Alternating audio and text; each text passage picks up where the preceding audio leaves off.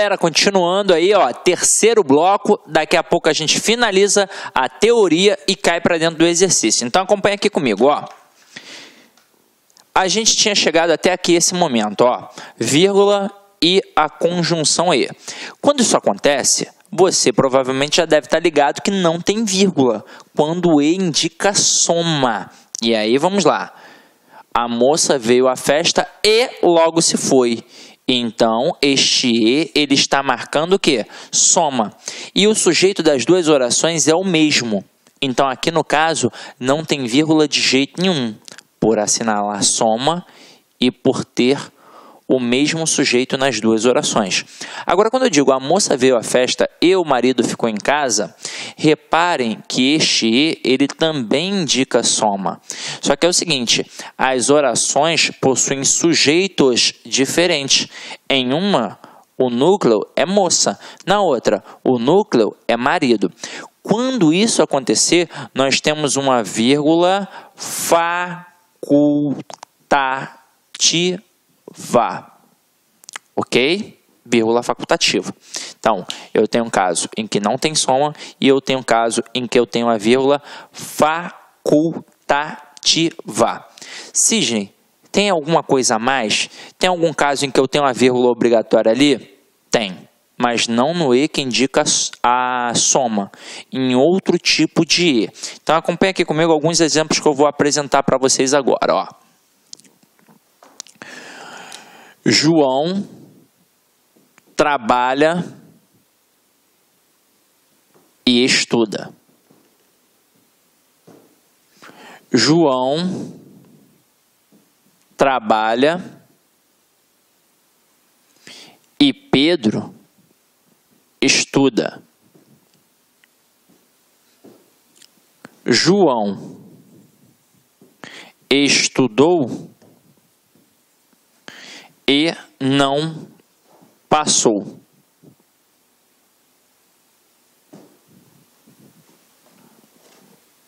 Siga este conselho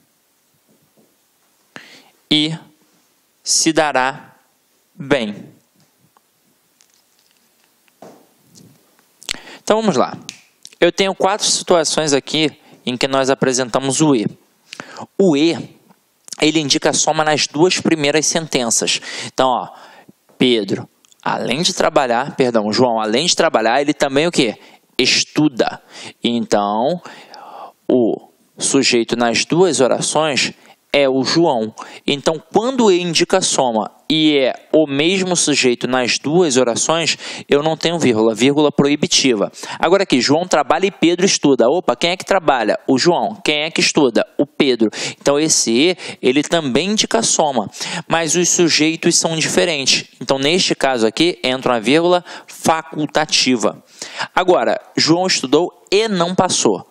O E que está aqui, ele indica soma? Não, ele indica oposição, adversidade, contraste. É isso que ele indica. Então, ele pode ser substituído pela conjunção mais, pela conjunção porém, pela conjunção todavia. E aí, nesse caso, eu tenho aqui uma vírgula obrigatória. Então, ó, João estudou, mas não passou. João estudou, porém não passou. João estudou e não passou. Então, aqui entra uma vírgula obrigatória, exatamente por não estar marcando a soma. Agora aqui, siga este conselho e se dará bem. Reparem que aqui eu tenho um modo imperativo. E quando eu tenho um modo imperativo, quando eu tenho uma ordem, eu preciso justificar a ordem. Então, a outra oração ela é o quê? Ela é explicativa. Então, siga este conselho, pois se dará bem. Siga este conselho, porque se dará bem. Então, aqui entra também uma vírgula obrigatória, que separa a oração coordenada da oração coordenada sindética explicativa.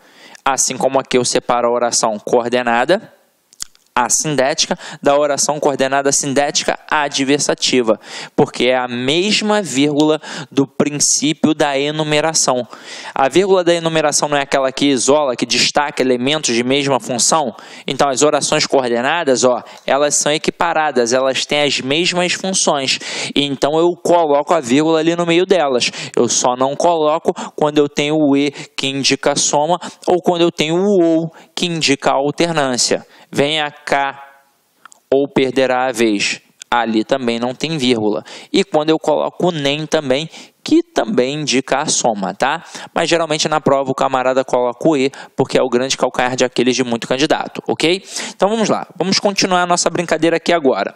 Então, matei este e de todas as formas e agora a gente vai para o etc. Nossa quarta observação. O negócio é o seguinte, teoricamente, quando eu tenho etc, eu não devo ter a vírgula, porque eu coloco pintamos paredes, vírgula, tetos, pisos, etc. Por que teoricamente? Porque a expressão etc, ela é uma abreviação, na verdade, da expressão latina etc, que significa e entre outros. Então, é como se já tivesse o e.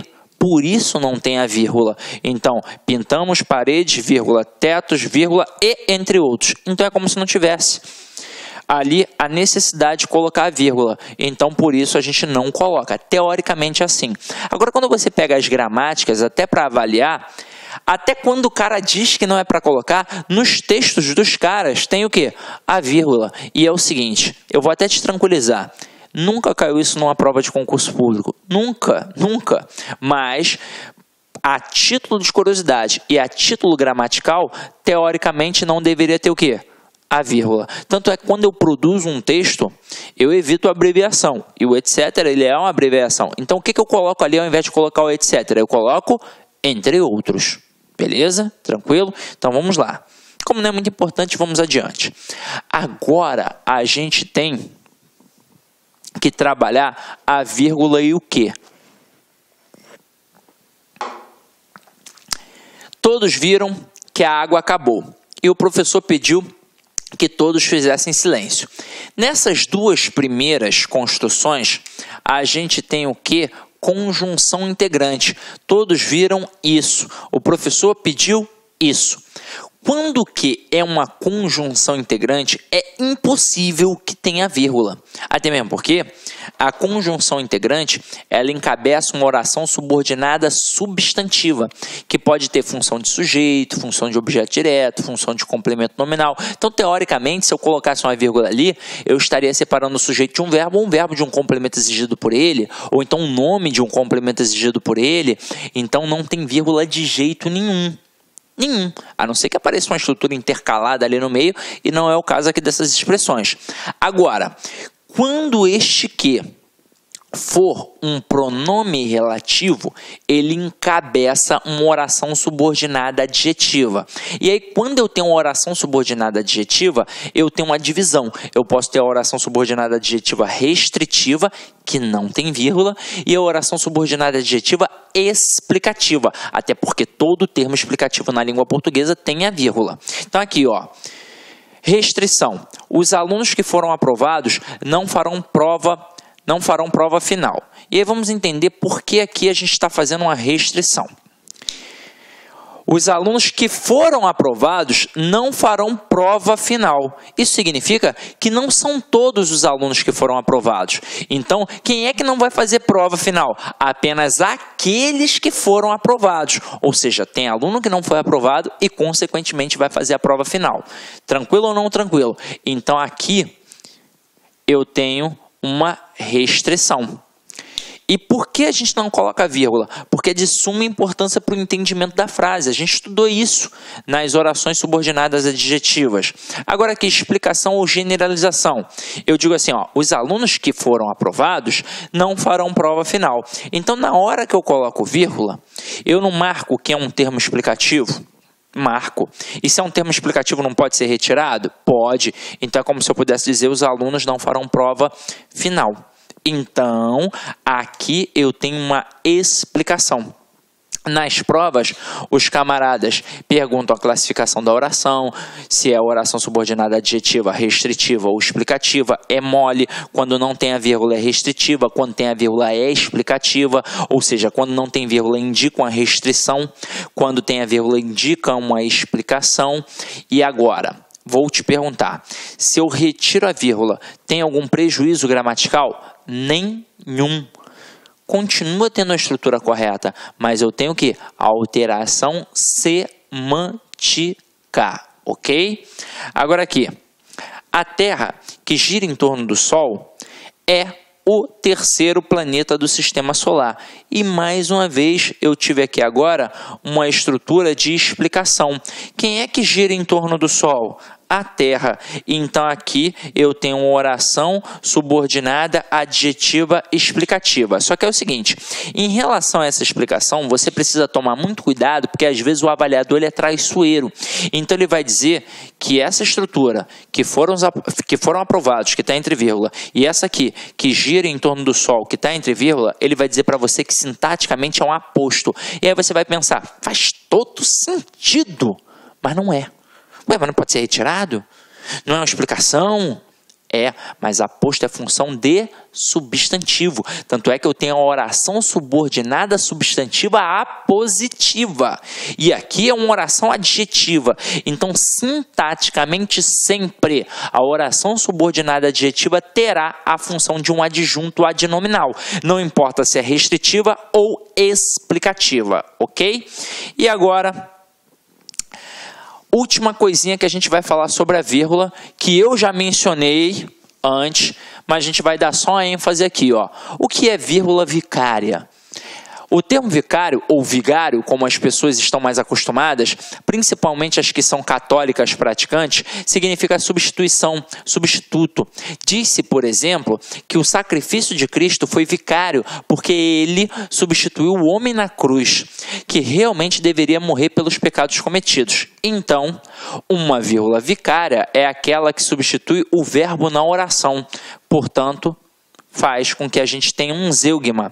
Exemplo, João estuda muito, mas seu irmão quase nada. João estuda muito, mas seu irmão não estuda. Ou seu irmão não estuda nada. Então a gente omitiu o quê? Omitiu o verbo estudar. Então isso é um zeugma. A vírgula substituiu na segunda oração a forma verbal estuda. João estuda muito, mas seu irmão estuda quase nada. Então a gente entendeu, já tinha entendido, acho que anteriormente, o que é uma vírgula vicária que marca a omissão de um termo. Ou seja, é uma elipse, mas como é elipse de um elemento que já apareceu, a gente tem um zeugma, e se a gente tem um zeugma, a gente fez, na verdade, uma coesão referencial anafórica. Tranquilo? Agora, ponto e vírgula, galera. Separa elementos coordenados que já possuem a vírgula. Então aqui, ó, Pedro tinha fome, eu tinha sede. Então aqui vocês vão reparar que este ponto e vírgula entrou no meio da estrutura ali. Por quê? Porque a gente já tinha uma vírgula. Então se já tinha uma vírgula que, no caso, assinala a omissão do verbo aqui, ó, Pedro tinha fome, eu tinha sede. Então a gente tem aqui uma vírgula vicária. E como ia ficar desestruturado sem colocar a vírgula aqui, e eu não poderia colocar o eu entre duas vírgulas, porque não tem o menor motivo, a gente, para colocar que tem uma oração coordenada de um lado e uma oração coordenada do outro, e aqui, já que eu não coloquei a conjunção, eu coloco o ponto e vírgula, já que também apareceu uma outra vírgula que está ali assinalando a omissão do verbo, ou seja, a vírgula vicária, como a gente viu anteriormente. Agora aqui, estive na Bahia, que é quente, no Pará, que é frio, e em Brasília, que é seco. E mais uma vez você vai reparar que tivemos estruturas coordenadas.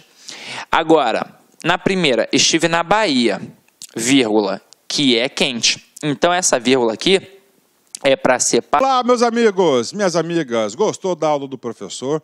Quer continuar assistindo essa videoaula? Então venha fazer o LAC Concursos, venha fazer o nosso curso completaço da Politec 2017 para os cargos de papiloscopista e para técnico de necrópsia.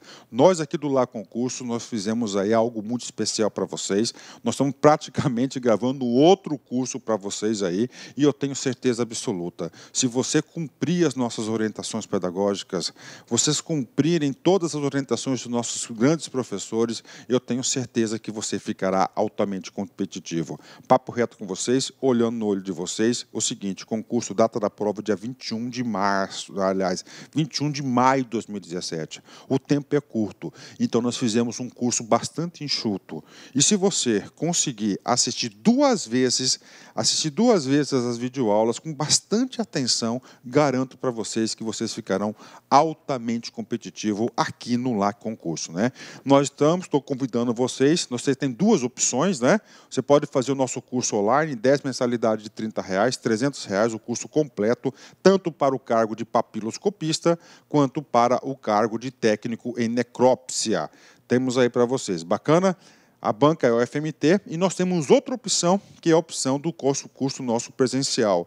Tá? Nós temos o curso presencial. Ah, professor, estou querendo somente aquela parte de conhecimentos específicos. Então, cara, corra atrás, conhecimentos específicos, você pode se matricular. É só entrar em contato com a nossa central de atendimento, né? Olha só, o último concurso que nós tivemos no estado aqui foi da Sejude, a GPEM. O LAC Concursos orgulhosamente apresenta para vocês os nossos 354 alunos aprovados, tá? Eu tenho como provar um a um desses alunos aprovados do LAC Concurso, né? Então, seja aí também um aluno aprovado aqui do LAC Concursos. Espero vocês. Um forte abraço, fique com Deus. Tchau, tchau. Clique LAC.